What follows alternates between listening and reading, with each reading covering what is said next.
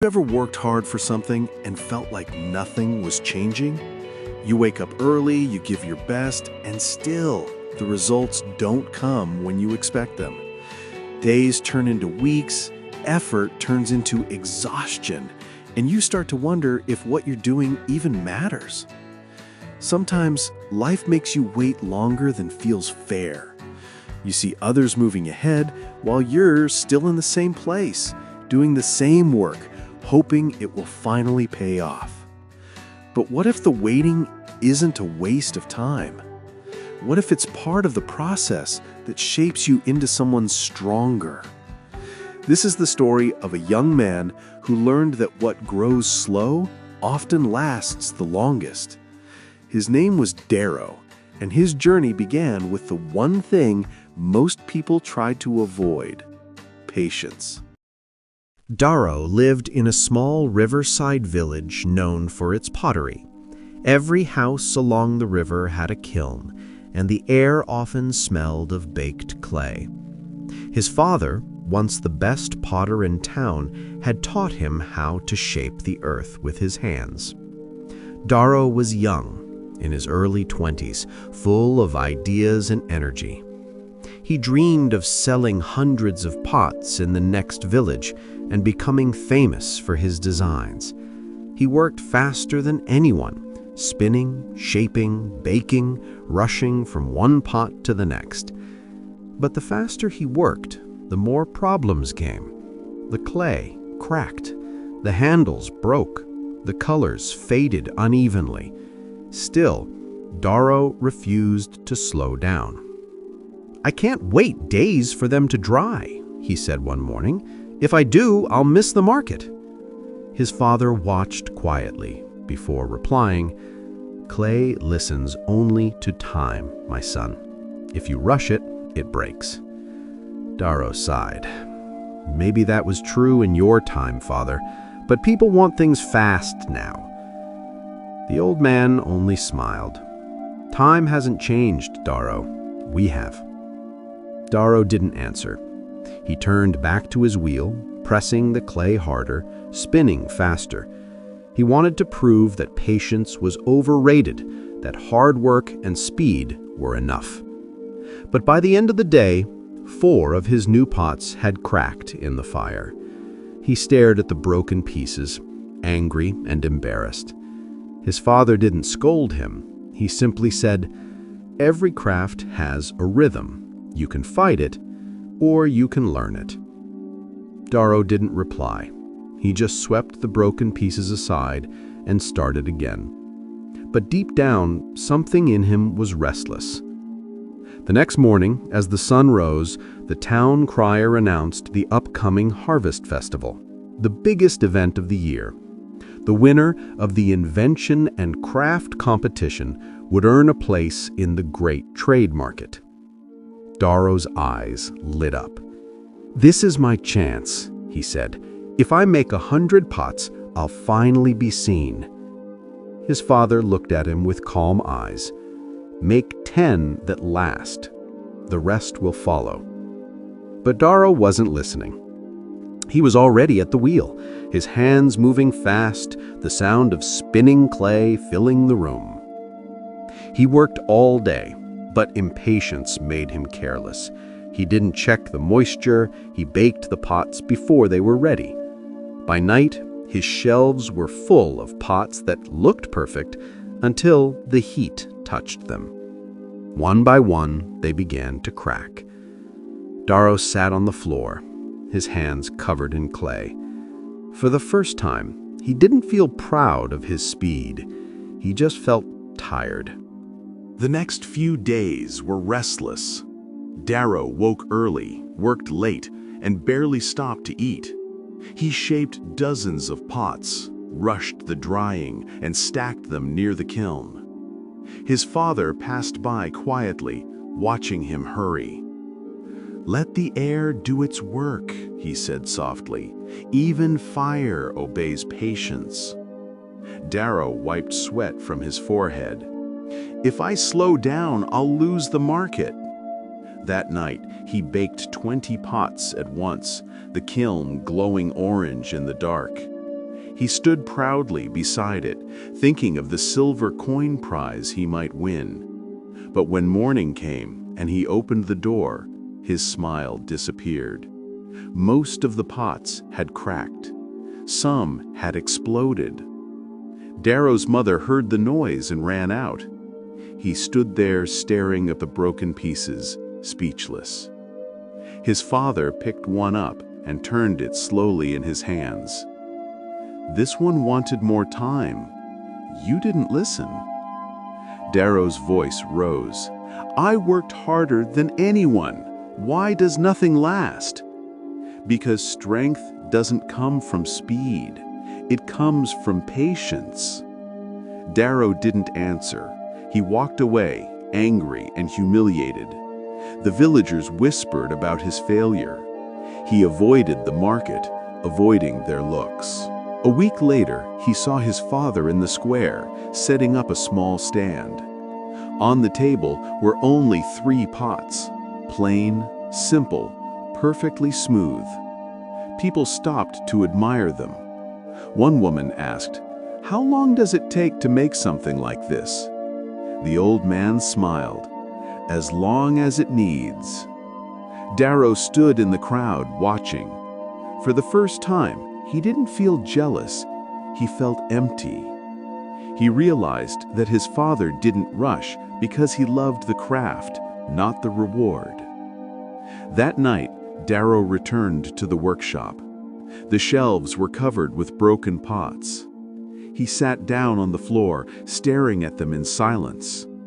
He picked one up, ran his hand over the cracks, and whispered, "I keep trying to win, but I never learn." He looked around, the clay, the wheel, the tools, and for the first time, he didn't move fast.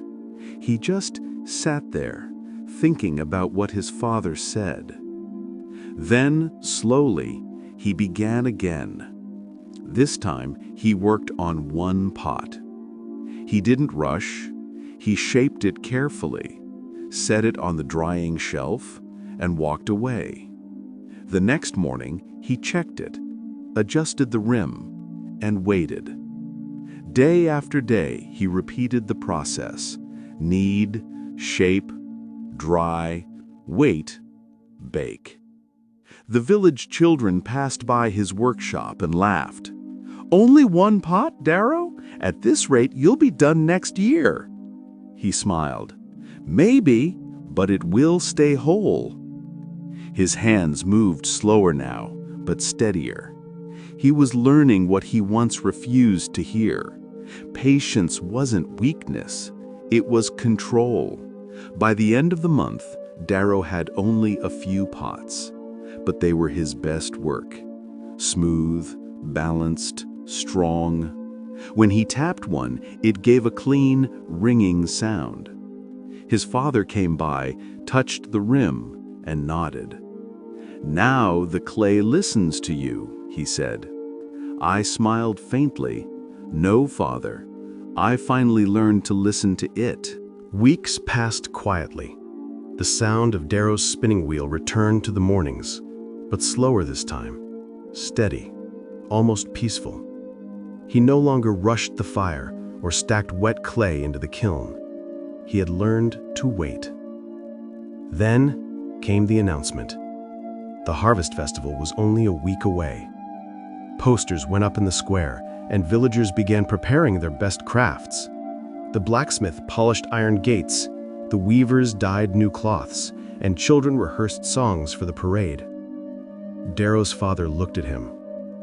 "Will you join the festival this time?" Darrow nodded. "Yes, but I'll take only what's ready."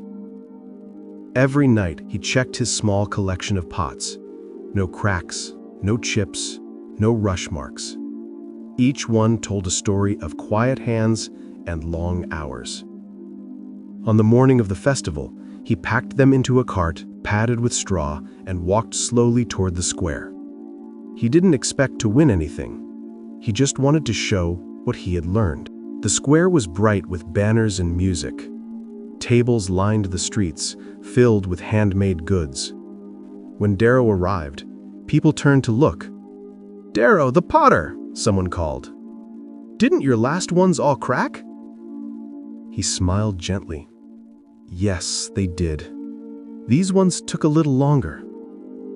He set up his table beside his father's. Side by side, the two stands looked simple but strong. When people touched the pots, they noticed how smooth and balanced they were. A merchant lifted one and said, "This feels solid. How did you make it?" Darrow replied, "By learning to wait." Word spread quickly through the crowd. People returned, curious to see the work of the young potter who used to rush everything. When the judges walked by, they stopped in front of Darrow's table. One of them, an older man with glasses, ran his hand across the clay and said, "This is good work. How long did you take to make it?" Darrow answered honestly, "Longer than I wanted to." The judge smiled. "That's usually how the best things are made." At sunset, the mayor climbed the wooden stage and called for silence. He said, "The award this year goes to the craftsman whose patience brought perfection to his work." He looked directly toward Darrow and his father. The crowd turned and clapped. Darrow stood there in disbelief. His father patted his shoulder and whispered, "You see, time listens too when we learn to wait." The mayor placed a small silver coin in Darrow's palm, the symbol of craftsmanship and honor. It wasn't the prize that made him emotional, it was the meaning behind it. He finally understood what his father had been teaching him all along. That night, as they walked home under the lanterns, Darrow pushed his cart slowly along the dirt road. The sound of the pots inside was soft and steady. He looked at his father and said, "I used to think patience was doing nothing. Now I know it's doing the right thing long enough to see it grow." His father smiled quietly. "Then your hands have learned what your heart was missing." The festival ended. The songs faded, the square emptied, and life in the village returned to its quiet rhythm. But inside Darrow's workshop, something new remained. He no longer worked to impress anyone. He worked because he loved the calm that came with doing one thing right. Every morning he shaped clay with steady hands. Every evening he cleaned his tools and left the bench ready for tomorrow. People noticed. When their pots cracked, they brought them to Darrow. He repaired each one with care and a small smile. Old Mrs. Io said, "You've grown patient, my boy." He replied, "I just learned that rushing breaks more than clay."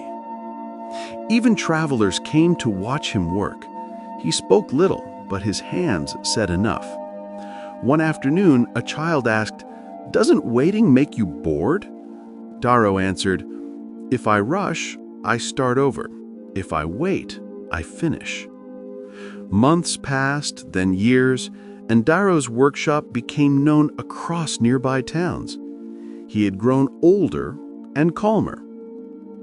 One evening, his father came to visit. He looked around the small workshop, the shelves lined with finished pots, each one smooth and strong. He smiled quietly and said, "You've built more than clay, my son. You've built peace." Darrow nodded, his voice gentle. "No, father. Patience built it for me." Patience isn't about doing nothing. It's about working quietly while time does its part. It's the strength to stay when everything in you wants to rush. Maybe you've been giving your best, working, hoping, believing, and still the results haven't come. It's easy to think you failed, but sometimes life slows us down because what we're building needs more time to grow. Patience doesn't mean standing still. It means showing up every day, even when no one is watching. It means trusting that the effort you give in silence still counts. When Darrow stopped chasing speed, he found peace. And in that peace, he found strength. He learned that patience isn't weakness, it's control. It's faith with discipline. The truth is, everything real takes time. A seed doesn't bloom overnight. The strongest trees grow in quiet seasons when no one is clapping. So if you're still waiting for your moment, don't give up now. Stay consistent, keep your focus, keep showing up. Because one day, all the quiet effort you gave will rise, not fast, but firm. Patience doesn't shout. It doesn't need to. When it's done, its results speak louder than anything else.